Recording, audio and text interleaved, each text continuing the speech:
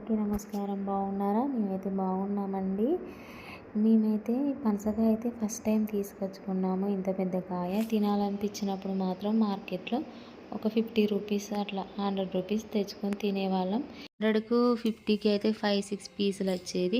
కాయ తెచ్చుకుంటే మంచిగా హ్యాపీగా తినొచ్చు కదా అని అయితే ఈయనైతే ఫస్ట్ టైం మార్కెట్కి వెళ్ళి అయితే పెద్ద కాయ తీసుకొని వచ్చిండు. ఇంత కాయ తింటామా అని నాకు అప్పుడే డౌట్ వచ్చింది, కానీ ఇంకా తిందామని అన్నాడు.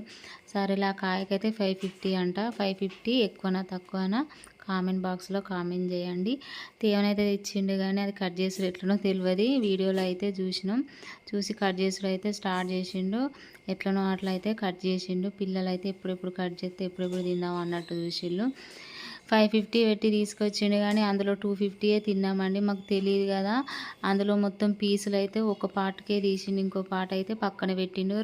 స్మెల్ మంచిగానే ఉన్నది కదా, ఏం ఖరాబ్ కాదు, ఇది బయటనే పెడతారని అయితే బయటనే పెట్టిండు. మార్నింగ్ లేసి చూసేసరికి అయితే మొత్తం పాడైపోయింది. చాలా బాధ అనిపించింది. అయ్యో ఇంతగానం పైసలు పెట్టి తీసుకొని వస్తే కడుపుకు తినలేదు, వేస్ట్ అయిపోయిందని బాధ అనిపించింది.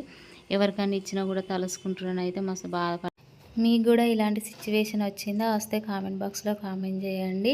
మనం ఫుడ్ విషయంలో కానీ డబ్బు విషయంలో కానీ ఎంత జాగ్రత్త పడతామో మనకు తెలియకుండానే అంత వేస్ట్ అయిపోతుందండి. అందుకే ముందుగా ఆలోచించుకోవాలి. ఏ పని చేసినా కూడా అంతా అయిపోయిన తర్వాత ఆలోచించిన వేస్ట్. సరేనండి, నా వీడియో కనుక నచ్చితే లైక్ చేయండి. మరిన్ని వీడియోల కోసం నా ఛానల్ని సబ్స్క్రైబ్ చేసుకోండి. Thank you for watching.